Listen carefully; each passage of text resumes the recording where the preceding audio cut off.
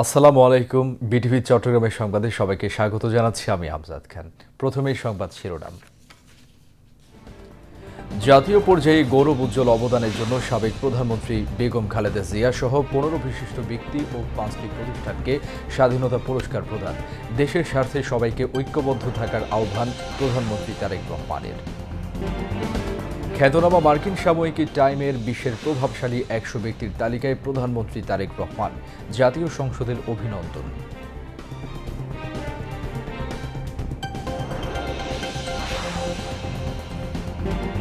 Time ম্যাগাজিনে Tarique রহমানের স্থান পাওয়া আন্তর্জাতিক মহলে বাংলাদেশের ইতিবাচক ভাবমূর্তি গড়ে উঠবে, মতামত বিশ্লেষকদের।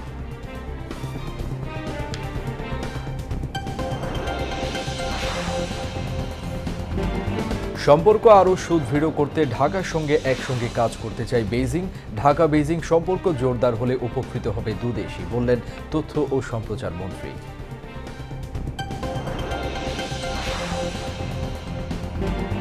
চট্টগ্রাম নগরে 3 লাখের বেশি শিশুকে হামির টিকা দেওয়ার লক্ষ্যমাত্রা সিটি কর্পোরেশনের।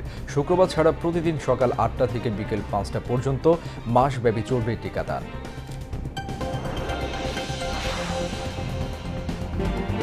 যুদ্ধবিরতির মেয়াদ বৃদ্ধি করার চেয়ে ইরানের সঙ্গে সমঝোতা চুক্তিকে বেশি গুরুত্ব দিচ্ছেন মার্কিন প্রেসিডেন্ট ট্রাম্প। ইরানকে হরমুজ প্রণালী খুলে দেওয়ার আহ্বান চীনের।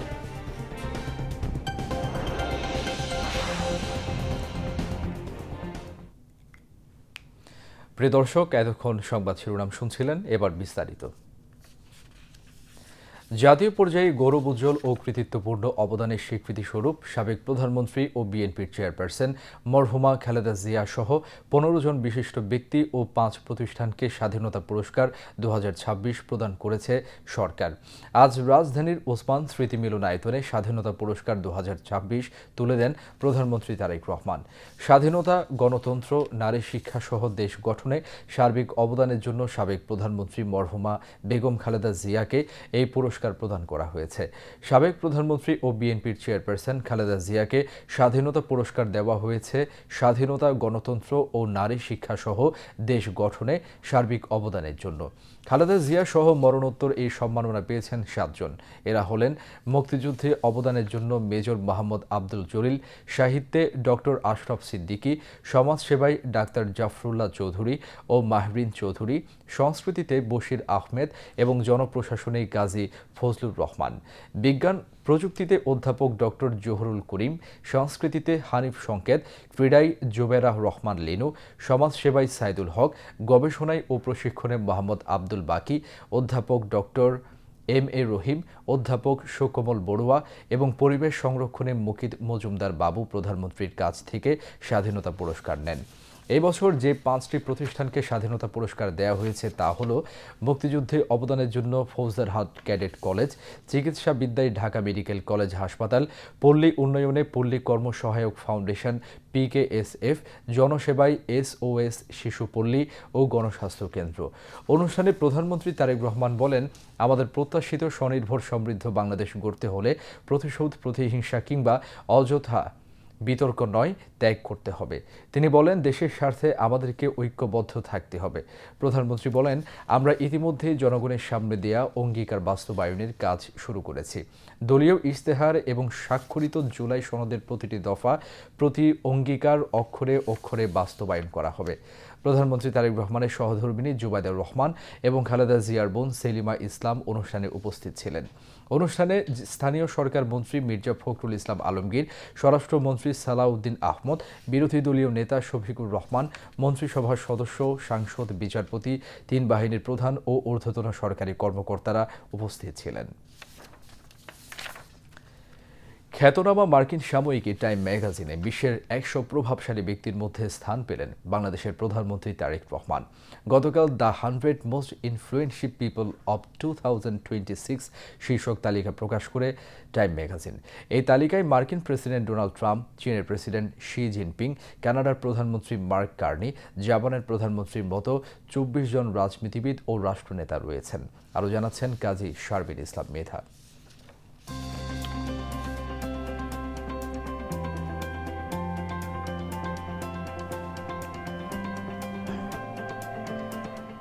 মার্কিন খ্যাতনামা সাময়িকী টাইম এর বিশ্বের প্রভাবশালী ১০০ ব্যক্তির তালিকায় জায়গা করে নিয়েছেন বাংলাদেশের প্রধানমন্ত্রী তারেক রহমান, যে তালিকায় মার্কিন প্রেসিডেন্ট ডোনাল্ড ট্রাম্প, চীনের প্রেসিডেন্ট শি জিনপিং, কানাডার প্রধানমন্ত্রী মার্ক কার্নি ও জাপানের প্রধানমন্ত্রীর মতো প্রভাবশালী নেতাদের পাশে রয়েছেন বাংলাদেশের প্রধানমন্ত্রী তারেক রহমানের নাম।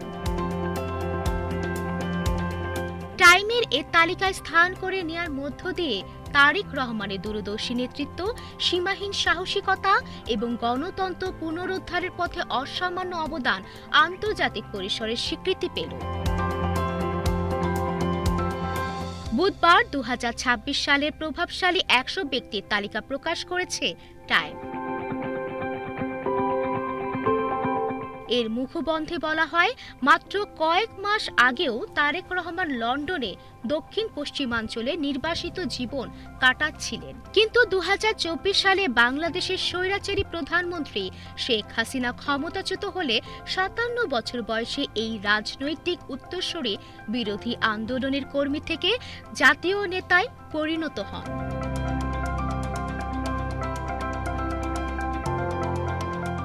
১৭ বছর মাতৃভূমি থেকে বিচ্ছিন্ন থাকার পরও নির্বাচনে ভূমিধস জয়ের মাধ্যমে তারেক রহমান প্রমাণ করেন তার জনপ্রিয়তা। বিজয়ের মাধ্যমে তারেক রহমান তার মমতাময়ী মা, বাংলাদেশের প্রথম নারী প্রধানমন্ত্রী বেগম খালেদা জিয়ার পথ অনুসরণ করেন। স্বৈরাচার আওয়ামী লীগ সরকারের আমলে তারেক রহমানকে নির্যাতিত হতে হয়। দীর্ঘ সময় মিথ্যা মামলা, জুলুম ও নির্যাতিত হয়ে তাকে প্রবাস জীবন বেছে নিতে হয়। সেই সময় তার মা দেশনেত্রী বেগম খালেদা জিয়া জনগণের উদ্দেশ্যে বলেছিলেন, তারেক অবশ্যই দেশে ফিরবে। সেদিন তাকে বরণ করতে বাংলার জনগণ রাজকীয় আয়োজন করবে। কথায় আছে, মায়ের দোয়া সৃষ্টিকর্তা ফেরান না।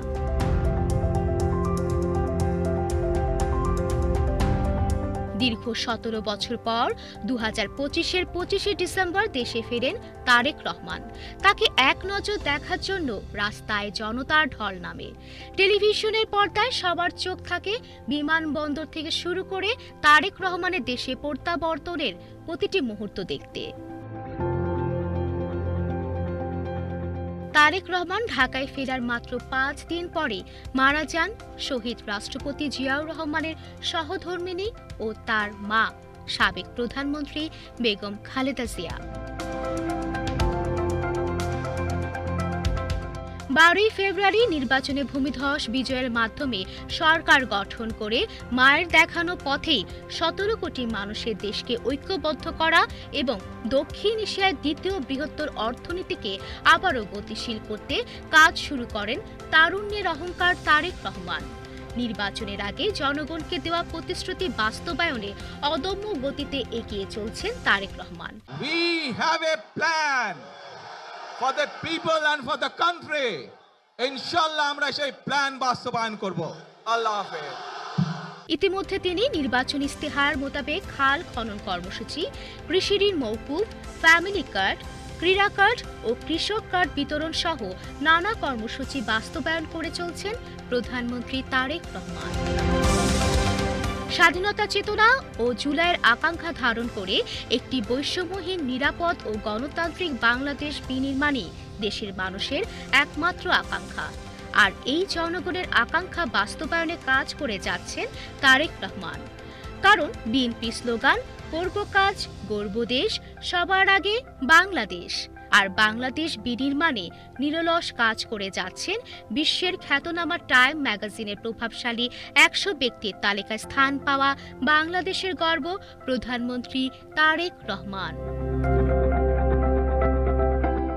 কাজী Sharmin Islam Medha, BTV news, Dhaka. New York ভিত্তিক টাইম ম্যাগাজিনে প্রধানমন্ত্রী ও বিএনপির চেয়ারম্যান তারেক রহমান বিশ্বের প্রভাবশালী ১০০ ব্যক্তির তালিকায় স্থান পাওয়ায় আজ জাতীয় সংসদের পক্ষ থেকে তাকে অভিনন্দন জানানো হয়েছে। জাতীয় সংসদের পক্ষে চিফ হুইপ নুরুল ইসলাম এই অভিনন্দন জানান। অভিনন্দন বার্তায় চিফ হুইপ বলেন, প্রধানমন্ত্রী তারেক রহমানের এই অর্জন দেশ ও মানুষের অর্জন।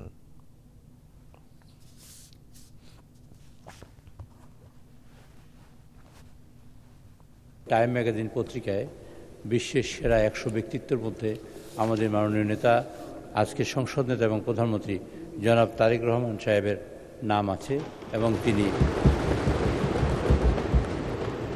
তিনি সম্মানিত হয়েছেন।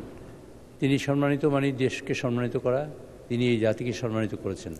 আমি তার জন্য আমার তরফ থেকে, সংসদের তরফ থেকে তাকে আন্তরিক মোবারকবাদ জানাচ্ছি, ধন্যবাদ জানাচ্ছি। আমি মাননীয় সংসদ নেতা, তিনি যেসব কাজ করেছেন, একসময় উনি ছিলেন নির্বাসিত, 17 বছর দেশের বাইরে ছিলেন, 17 বছর পরে দেশে এসে আসার পরে মানুষের মধ্যে এরকম আশা জাগিয়েছেন, সারা দেশের মানুষ আজকে অনুপ্রাণিত হয়ে তাকে বিপুল ভোটে বিজয়ী করে এই সংসদে পাঠিয়েছে। তার কাছে মানুষের অনেক প্রত্যাশা। এই দেশের মানুষের তিনি ঘোষণা দিয়েছিলেন তার ইশতেহারে যে তিনি বিভিন্ন কাজ করবেন।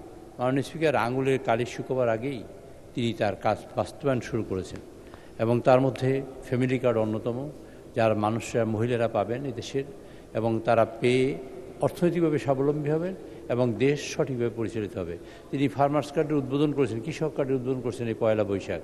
এটা অত্যন্ত একটা বিপ্লব এবং যুগান্তকারী ঘটনা বাংলাদেশের জন্য। মাননীয় স্পিকার, তিনি আমাদের ইমাম এবং মুয়াজ্জিমদের জন্য তিনি ভাতা দিয়েছেন এবং বিভিন্ন ধর্মের পুরোহিতগণের জন্য তিনি সম্মানের ব্যবস্থা করেছেন। তিনি প্রথম ক্যাবিনেট বৈঠকে, প্রথম মিটিংয়েই প্রথম সিদ্ধান্ত ছিল 10,000 টাকা কৃষি ঋণের সুদ মওকুফ করে, ঋণ সহ। এই জাতীয় কাজ যিনি করেছেন তিনি তারেক রহমান। আজকের বাংলাদেশের মানুষ তাকে স্বীকৃতি দিয়ে সংসদে পাঠিয়েছে, বিশ্ব তাকে স্বীকৃতি দিয়ে আজকে টাইম ম্যাগাজিনে তাকে স্থান করে দিয়েছে। মাননীয় স্পিকার, আমি আমার তরফ থেকে এবং সংসদের তরফকে দেশবাসীকে অবহিত করে সকলের তরফ থেকে আমি তাকে ধন্যবাদ জানাতে চাই। এদিকে আইন, বিচার ও সংসদ বিষয়ক মন্ত্রী মোহাম্মদ আসাদুজ্জামান টেবিলে উত্থাপিত এক প্রশ্নের জবাবে জাতীয় সংসদকে জানান, কার্যক্রম নিষিদ্ধ বিগত আওয়ামী লীগ সরকারের আমলে রাজনৈতিক উদ্দেশ্যে দায়ের করা হয়রানিমূলক মামলাগুলো প্রত্যাহারে বর্তমান সরকার সম্পূর্ণ সচেতন এবং এই লক্ষ্যে কার্যকর পদক্ষেপ নেওয়া হয়েছে। সকালে ডেপুটি স্পিকার ব্যারিস্টার কায়সার কামালের সভাপতিত্বে সংসদের বৈঠক শুরু হলে মন্ত্রীদের প্রশ্ন জিজ্ঞাসা ও উত্তর টেবিলে উত্থাপিত হয়। প্রধানমন্ত্রী ও সংসদ নেতা তারেক রহমান সংসদের বৈঠকে উপস্থিত ছিলেন। আইনমন্ত্রী আরও জানান, বিগত আওয়ামী লীগ সরকারের আমলে দায়ের করা রাজনৈতিকভাবে হয়রানিমূলক মামলাগুলো প্রত্যাহারে বর্তমান সরকার উদ্যোগ নিয়েছে। তিনি জানান, চলতি বছরের 5 মার্চ হয়রানিমূলক রাজনৈতিক মামলা প্রত্যাহারের সুপারিশের জন্য জেলা পর্যায়ে জেলা প্রশাসকের সমন্বয়ে 4 সদস্যের কমিটি গঠন করা হয়। এসব কমিটির সুপারিশের ভিত্তিতে চূড়ান্ত সিদ্ধান্ত নিতে 8 মার্চ আইনমন্ত্রীকে আহ্বায়ক করে 6 সদস্যের কেন্দ্রীয় কমিটি গঠন করেছে বর্তমান সরকার। কেন্দ্রীয় কমিটি জেলা কমিটিগুলো থেকে পাওয়া সুপারিশ যাচাই বাছাই করে মামলা প্রত্যাহারের কার্যক্রম চালিয়ে যাচ্ছে। আইনমন্ত্রী বলেন, সংসদ সদস্য সহ যে কোনো ব্যক্তির বিরুদ্ধে দায়ের করা রাজনৈতিক উদ্দেশ্য প্রণোদিত মিথ্যা ও হয়রানিমূলক মামলা প্রত্যাহারের জন্য যথাযথ প্রক্রিয়ায় আবেদন করা হলে জেলা ও কেন্দ্রীয় কমিটি তা পর্যালোচনা করবে। অপর এক প্রশ্নের জবাবে আইন, বিচার ও সংসদ বিষয়ক মন্ত্রী জানান, 2025 সালের 31 ডিসেম্বর পর্যন্ত অধস্তন আদালতে বিচারাধীন মামলার সংখ্যা 40,41,924টি। এই বিপুল মামলার জট দ্রুত ও কার্যকরভাবে নিষ্পত্তির লক্ষ্যে সরকার বহুমাত্রিক পদক্ষেপ নিয়েছে। আইনমন্ত্রী বলেন, বিচার প্রার্থী মানুষের দুর্ভোগ লাঘব এবং দ্রুত, স্বচ্ছ ও সাশ্রয়ী বিচার নিশ্চিত করতে সরকার অঙ্গীকারবদ্ধ। এক প্রশ্নের জবাবে জনপ্রশাসন প্রতিমন্ত্রী মোহাম্মদ আব্দুল বারী সংসদকে জানান, আওয়ামী লীগের সময় বিসিএস ক্যাডার নিয়োগে দুর্নীতি ও দলীয়করণের বিষয়ে দুদকসহ আইন প্রয়োগকারী সংস্থাগুলো অনুসন্ধান ও তদন্ত করছে। তদন্ত প্রতিবেদন ও সুপারিশ প্রাপ্তির পর এই বিষয়ে আইন অনুযায়ী ব্যবস্থা গ্রহণ করা হবে। অপর এক প্রশ্নের জবাবে জনপ্রশাসন প্রতিমন্ত্রী জানান, শূন্যপদ পূরণের জন্য ইতিমধ্যে 6 মাস, 1 বছর এবং 5 বছর মেয়াদী কর্মপরিকল্পনা প্রণয়ন করা হয়েছে। কর্মপরিকল্পনায় বর্ণিত স্বচ্ছতা ও দ্রুততার সাথে 5 লাখ সরকারি কর্মচারীর নিয়োগ, এর বিষয়ে অন্যান্য মন্ত্রণালয় ও বিভাগের নিয়োগের সর্বশেষ অবস্থা এবং শূন্যপদে নিয়োগের তথ্য প্রেরণের জন্য জনপ্রশাসন মন্ত্রণালয় থেকে পত্র প্রেরণ করা হয়েছে। সংসদের বৈঠক আগামী রোববার বিকেল 3টা পর্যন্ত মুলতবি করা হয়েছে। এদিকে খ্যাতনামা মার্কিন সাময়িকী টাইম ম্যাগাজিনে বিশ্বের প্রভাবশালী 100 ব্যক্তির তালিকায় প্রধানমন্ত্রী তারেক রহমানের স্থান পাওয়া আন্তর্জাতিক মহলে বাংলাদেশের ইতিবাচক ভাবমূর্তি গড়ে তোলার ক্ষেত্রে গুরুত্বপূর্ণ ভূমিকা রাখবে বলে মনে করছেন বিশ্লেষকরা। বিশ্লেষকরা বলছেন এটি একই সঙ্গে প্রধানমন্ত্রীর দায়িত্বশীলতা বৃদ্ধি এবং বাংলাদেশের উপর বিদেশি বিনিয়োগকারী সহ আন্তর্জাতিক সংস্থাগুলোর আস্থা বাড়াবে। টাইম ম্যাগাজিন সাধারণত যারা পৃথিবীর মানুষগুলোর উপরে প্রভাব বিস্তার করতে পারে, শুধু দেশে না, আঞ্চলিকভাবে, বৈশ্বিকভাবে এটা একটা র্যাঙ্ক করে। সেক্ষেত্রে তারা দেখায় যে কাদের প্রভাবটা বেশি। বাংলাদেশে 2026 সালের নির্বাচনের পরে যে ওভারহোলমিং একটা ভিক্টোরি আসছে, মানে ব্যাপক বিজয় বিএনপি রাজনৈতিক দল হিসাবে, এবং যেহেতু সেই দলের নেতৃত্ব দিয়েছেন নির্বাচনকালীন সময়ে সর্বোচ্চ নেতৃত্ব দিয়েছেন জনাব তারেক রহমান, এবং তিনি সরকার গঠন করেছেন সাকসেসফুলি। তো সেক্ষেত্রে এবং গত 2 মাস যাবত তার যে ম্যানিফেস্টোগুলো বাস্তবায়ন, সব কিছু মিলে তিনি তার পথে জনগণকে প্রভাবিত করার যে ক্ষমতাটা সেটা অর্জনও করেছেন এবং সেটাকে এক্সারসাইজ করতে পারছেন। তো সেটা এবং পজিটিভলি এক্সারসাইজ করছেন, ইতিবাচকভাবে তিনি তার ক্ষমতাটা চর্চা করছেন। তো এইটার কারণে আসলে ওনাকে টাইম ম্যাগাজিনে এই ধরনের স্পেস দেওয়া আর কি।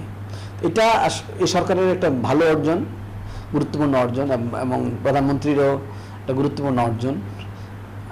বাংলাদেশেরও প্রতি ভাবমূর্তি পজিটিভ হচ্ছে বিশ্বে।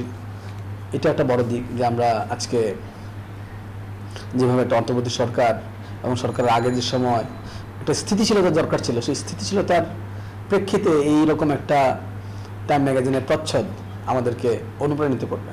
আবার বৈশ্বিকভাবে আমাদের যে ইনভেস্টমেন্ট এবং অন্যান্য রাষ্ট্রগুলোর সাথে আমাদের যে সম্পর্ক, এই সম্পর্কটা একটা স্থিতিশীলতার মধ্যে নিয়ে আসবে।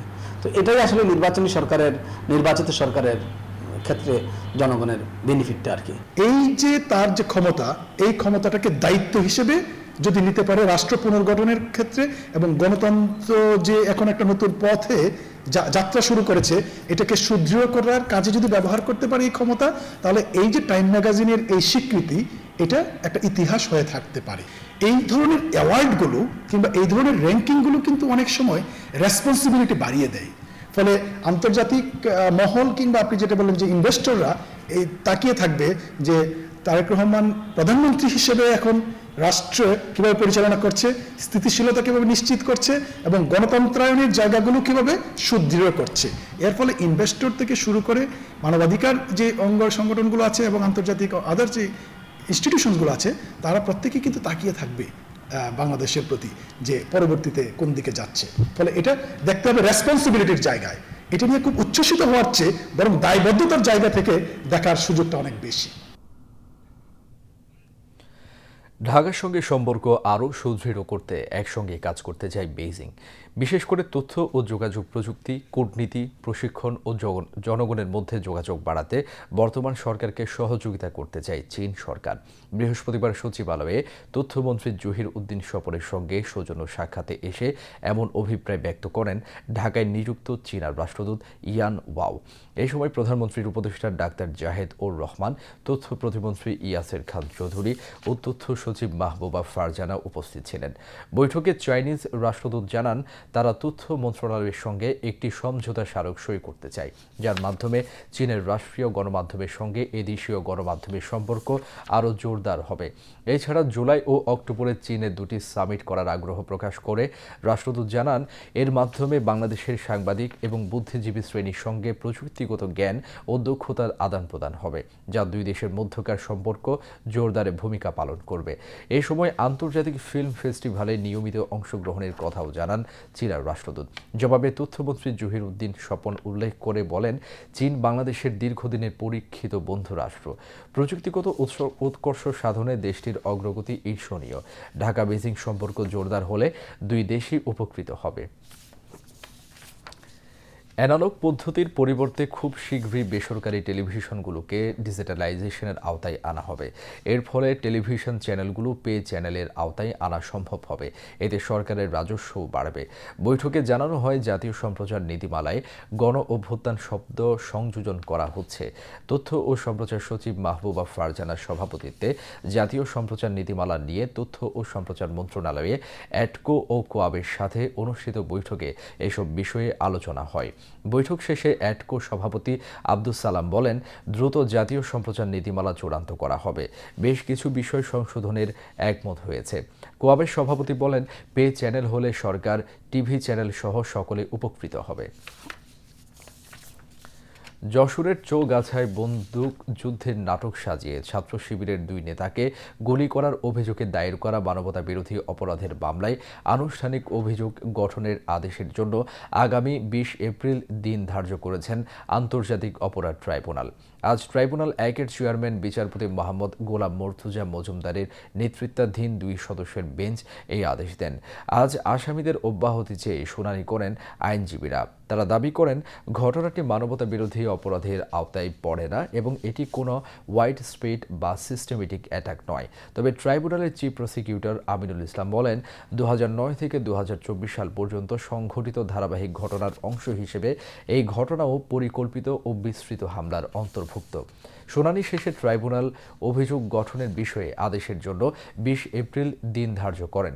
প্রসিকিউশনের অভিযোগ অনুযায়ী 2016 সালের 3রা আগস্ট চৌগাছা উপজেলার ছাত্র শিবিরের 2 নেতা ইসরাফিল হোসেন ও রুহুল আমিনকে আটক করে পুলিশ। পরবর্তীতে বন্দুকযুদ্ধের নাটক সাজিয়ে তাদের পায়ে গুলি করা হয় এবং ক্ষতস্থানে বালু ঢুকিয়ে দেওয়া হয়। এতে গুরুতর সংক্রমণ হলে পরবর্তীতে তাদের পা কেটে ফেলতে হয়। এই ঘটনায় 3 আসামিকে আজ ট্রাইব্যুনালে হাজির করা হয়েছে। মামলার আরও কয়েকজন আসামি পলাতক রয়েছেন। চট্টগ্রাম নগরে 6 থেকে 59 মাস বয়সী 3 লাখের বেশি শিশুকে হাম রুবেলা টিকা প্রদানের লক্ষ্যমাত্রা নির্ধারণ করেছে সিটি কর্পোরেশন। আগামী 20 এপ্রিল থেকে 20 মে পর্যন্ত শুক্রবার ব্যতীত প্রতিদিন সকাল 8টা থেকে বিকেল 5টা পর্যন্ত শিশুদের টিকা দেয়া হবে। দুপুরে সিটি কর্পোরেশনের পাবলিক লাইব্রেরি কনফারেন্স হলে হাম রুবেলা টিকাদান ক্যাম্পেইন উপলক্ষে এক সংবাদ সম্মেলনে এই তথ্য জানান city mayor doctor Shahadat Hossain. তিনি নিয়মিত টিকাদান কর্মসূচিতে 2 বছরের কম বয়সী শিশুরা যদি হাম রুবেলার টিকা না পেয়ে থাকে তাদের দ্রুত টিকা নেয়ার আহ্বান জানান। মেয়র বলেন, হাম রুবেলার টিকা নিয়ে থাকলেও ক্যাম্পেইনের 28 দিন বিরতির মধ্যে 1 ডোজ টিকা নিতে পারবে উল্লেখিত বয়সী শিশুরা। তিনি জানান, চট্টগ্রাম নগরের 41টি ওয়ার্ডে 48টি স্থায়ী এবং 205টি অস্থায়ী কেন্দ্রে শিশুদের হামের টিকা দেওয়া হবে। সংবাদ সম্মেলনে বিভাগীয় স্বাস্থ্য পরিচালক doctor Sheikh Fazle Rabbi, civil surgeon doctor Jahangir Alam, city কর্পোরেশনের ভারপ্রাপ্ত প্রধান নির্বাহী কর্মকর্তা মোহাম্মদ আশরাফুল আমিন সহ সংশ্লিষ্ট কর্মকর্তারা উপস্থিত ছিলেন।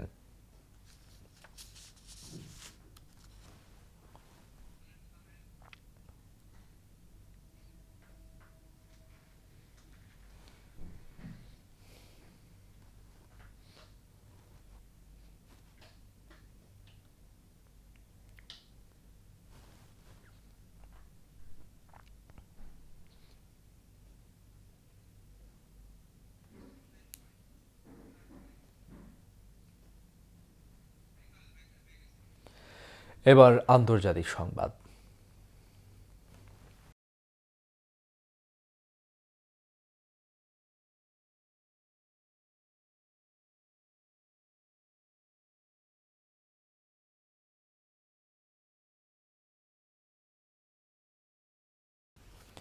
ইরানের সঙ্গে চলমান যুদ্ধবিরতির মেয়াদ বৃদ্ধি করার চেয়ে একটি সমঝোতা চুক্তি স্বাক্ষরকে বেশি গুরুত্বপূর্ণ বলে মনে করেন যুক্তরাষ্ট্রের প্রেসিডেন্ট ডোনাল্ড ট্রাম্প।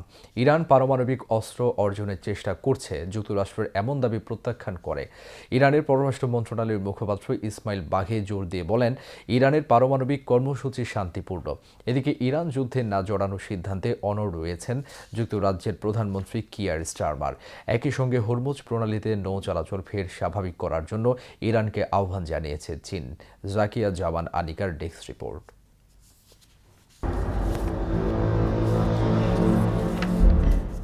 ইরানের সঙ্গে নতুন করে শান্তি আলোচনা শুরু ও একটি চুক্তিতে পৌঁছানোর বিষয়ে আশাবাদ প্রকাশ করেছে যুক্তরাষ্ট্র। হোয়াইট হাউসের প্রেস সচিব ক্যারোলাইন লেভিট সাংবাদিকদের জানিয়েছেন, হোয়াইট হাউস থেকে আনুষ্ঠানিকভাবে কিছু না জানানো পর্যন্ত বিষয়টি চূড়ান্ত নয়, তবে সম্ভাবনার বিষয়ে আশাবাদী তারা। তিনি বলেন, সম্ভবত আবারও আলোচনার জন্য ইসলামাবাদে যাবেন মার্কিন প্রতিনিধি দল। We'll never set timelines on behalf of the President of the United States, but with respect to the blockade, Iran জানিয়েছে, পাকিস্তানের মধ্যস্থতায় তেহরান ও ওয়াশিংটনের মধ্যে বার্তা বিনিময় অব্যাহত রয়েছে। ইরানের পররাষ্ট্র মন্ত্রণালয়ের মুখপাত্র ইসমাইল বাঘেই বলেন, এরই মধ্যে তেহরানের অবস্থা পরিষ্কারভাবে তুলে ধরা হয়েছে। শান্তি আলোচনা ও ইরান যুদ্ধ বন্ধে একটি স্থায়ী চুক্তির বিষয়ে সৌদি আরবের ক্রাউন প্রিন্স মোহাম্মদ বিন সালমানের সঙ্গে জেদ্দায় বৈঠক করেছেন পাকিস্তানের প্রধানমন্ত্রী শাহবাজ শরীফ।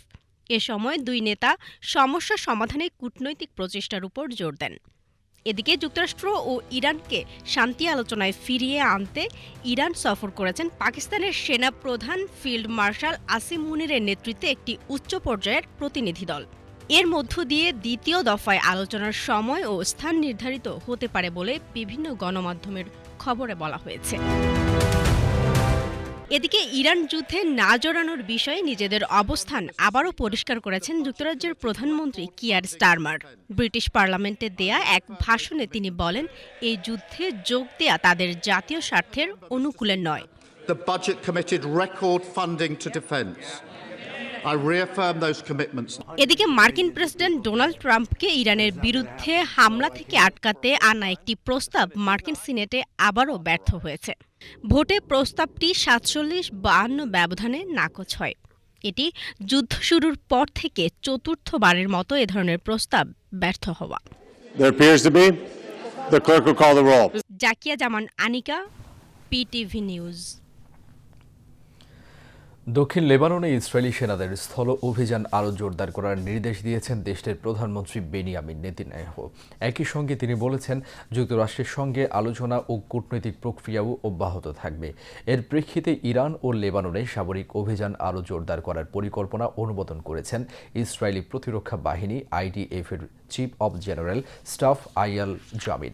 বুধবার আইডিএফ এর মুখপাত্র এফি ডেফরিন এই তথ্য নিশ্চিত করেছেন। ডেফরিন দাবি করেন, লেবাননে চলমান সামরিক অভিযানে এই পর্যন্ত হিজবুল্লাহর ১,৭০০ জনেরও বেশি সদস্যকে হত্যা করেছে ইসরায়েলি বাহিনী। অপরদিকে দীর্ঘ ৩৪ বছর পর প্রথমবারের মতো সরাসরি কথা বলতে যাচ্ছেন ইসরায়েল ও লেবাননের শীর্ষ নেতারা। আজ তাদের এই আলাপ হওয়ার কথা রয়েছে। মার্কিন প্রেসিডেন্ট ডোনাল্ড ট্রাম্প নিজেই এই ঘোষণা দিয়েছেন। সর্বশেষ ১৯৯১ সালে স্পেনের মাদ্রিদে অনুষ্ঠিত হয়েছিল ইসরায়েল ও লেবাননের মধ্যে শান্তি আলোচনা। ইসরায়েলের সামরিক বাহিনীর বিভিন্ন স্থাপনা লক্ষ্য করে হামলা অব্যাহত রাখলেও দ্রুত একটি যুদ্ধবিরতি হতে পারে বলে আশা প্রকাশ করেছেন হিজবুল্লাহর মুখপাত্র ইব্রাহিম মোসাবি। গত ২৪ ঘণ্টায় হিজবুল্লাহ ইসরায়েলি বিভিন্ন লক্ষ্যবস্তুতে ৩৯টি সামরিক অভিযান চালিয়েছে বলে দাবি তাদের। রাশিয়ার নতুন করে চালানো হামলায় ইউক্রেনের অন্তত ১৪ জন নিহত ও ৪৫ জন আহত হয়েছেন। আজ স্থানীয় কর্তৃপক্ষ এই তথ্য জানায়। বুধবার রাতে ক্ষেপণাস্ত্র ও ড্রোন হামলায় দেশ জুড়ে হতাহতের ঘটনা ঘটে। দক্ষিণাঞ্চলীয় বন্দর নগরী ওদেসায় ক্ষেপণাস্ত্র ও ড্রোন হামলায় ৭ জন, রাজধানী কিয়েভে ১ শিশুসহ ৪ জন এবং মধ্যাঞ্চলের দনিপ্রোপেট্রোভস্ক অঞ্চলে আরও ৩ জন নিহত হয়েছে। ৪ বছর ধরে চলা এই যুদ্ধে মস্কো প্রায় প্রতি রাতে কয়েক শত ড্রোন হামলা চালাচ্ছে। জবাবে কিয়েভও নিয়মিত রাশিয়ার ভেতরে হামলা চালাচ্ছে। ইউক্রেনের গত রাতের হামলায় রাশিয়ায় ২ শিশু নিহত হয়েছে বলে জানিয়েছে সংশ্লিষ্ট কর্মকর্তারা। এর আগে ৩২ ঘণ্টার অর্থোডক্স ইস্টার যুদ্ধবিরতি শেষ হয়। এ সময়ে উভয় পক্ষই ব্যাপকভাবে পরস্পরের বিরুদ্ধে যুদ্ধবিরতি লঙ্ঘনের অভিযোগ তোলে। তুরস্কের দক্ষিণ পূর্বাঞ্চলে একটি সামরিক স্কুলে ১৪ বছর বয়সী এক ছাত্রের গুলিতে ৮ শিক্ষার্থী সহ অন্তত ৯ জন নিহত হয়েছেন। বুধবার কাহরামানমারাসের প্রদেশে এই হামলায় আহত হয়েছে ১৩ জন। দেশটিতে ২ দিনের ব্যবধানে এটি দ্বিতীয় বন্দুক হামলার ঘটনা। তুরস্কের স্বরাষ্ট্রমন্ত্রী মোস্তফা এই হামলায় প্রাণহানির বিষয়টি নিশ্চিত করে বলেছেন, আহতদের মধ্যে ৬ জনের অবস্থা আশঙ্কাজনক। স্বরাষ্ট্রমন্ত্রী বলেন, এটি এক ছাত্রের ব্যক্তিগত হামলা এবং এর সঙ্গে সন্ত্রাসবাদের কোনো সম্পর্ক নেই।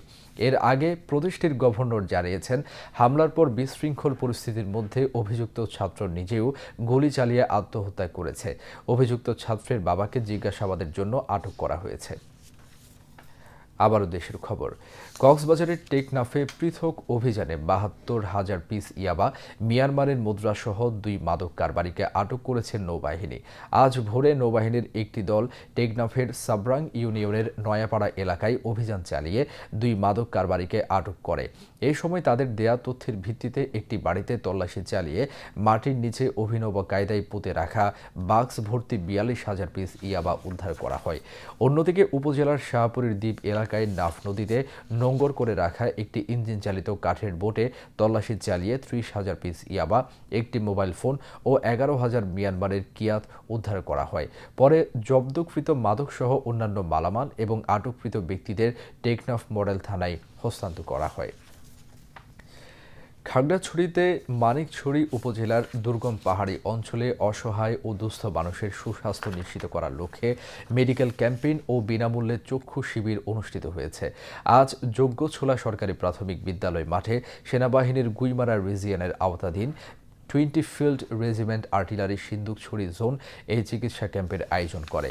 চট্টগ্রাম চক্ষু লায়ন্স হাসপাতাল ও সিন্দুকছড়ি জোন সদর দপ্তরের মেডিকেল অফিসারের নেতৃত্বে একদল চিকিৎসক এই চিকিৎসা ক্যাম্প পরিচালনা করেন।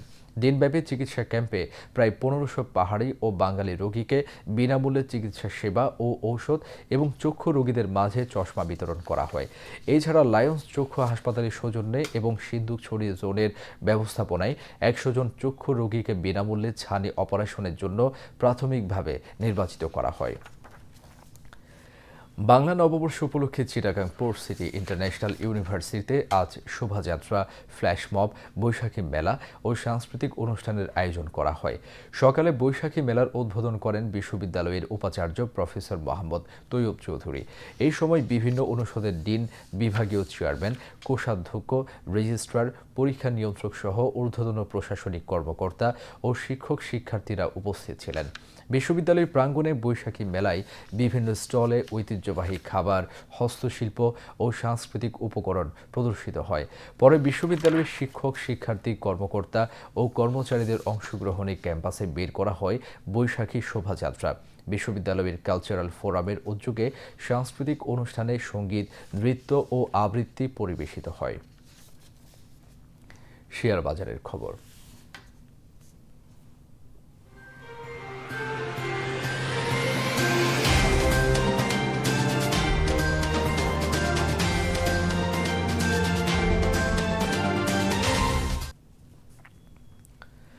চট্টগ্রাম স্টক এক্সচেঞ্জে চাঙা ভাব অব্যাহত রয়েছে।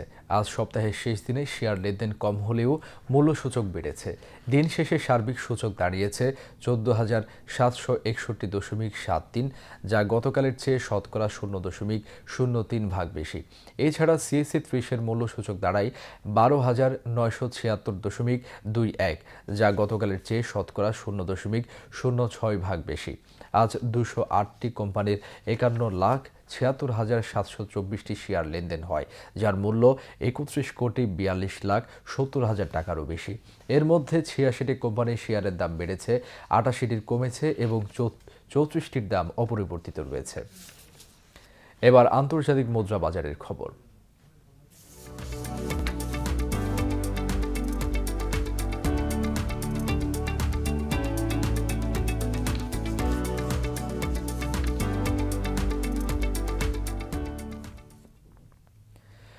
আজ বাংলাদেশি মুদ্রায় বিভিন্ন দেশের মুদ্রার বিনিময় হার।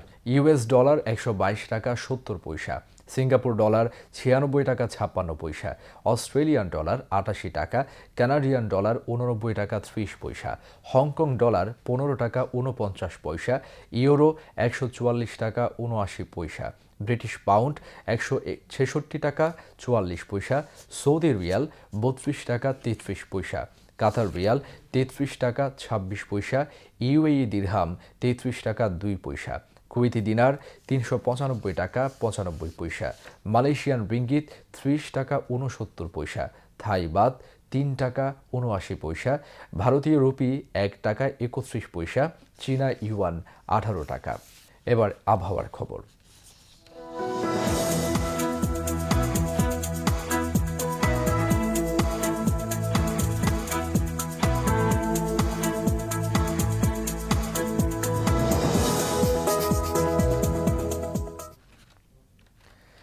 পতেঙ্গা আবহাওয়া অফিস জানিয়েছে আগামীকাল সন্ধ্যা ৬টা পর্যন্ত চট্টগ্রাম ও পার্শ্ববর্তী এলাকায় আকাশ সাময়িকভাবে আংশিক মেঘলা অথবা মেঘাচ্ছন্ন থাকতে পারে। সেই সাথে অস্থায়ীভাবে এক জায়গায় দমকা বা ঝোড়ো হাওয়া সহ বৃষ্টি অথবা বজ্রসহ বৃষ্টিপাতের সম্ভাবনা রয়েছে। দিনের তাপমাত্রা সামান্য বৃদ্ধি পেতে পারে এবং রাতের তাপমাত্রা সামান্য হ্রাস পেতে পারে। পরবর্তী ২৪ ঘন্টায় আবহাওয়ার সামান্য পরিবর্তনের সম্ভাবনা রয়েছে।